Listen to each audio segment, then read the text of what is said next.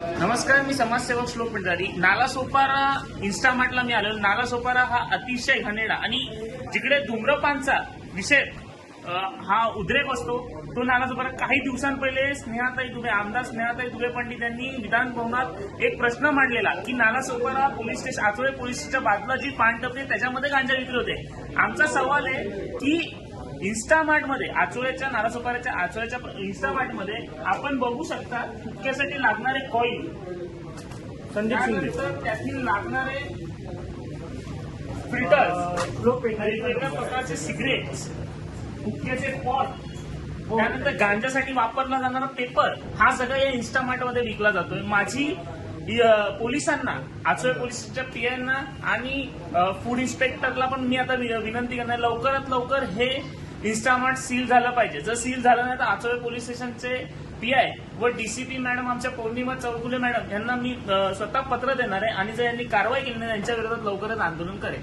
Jai Maharashtra.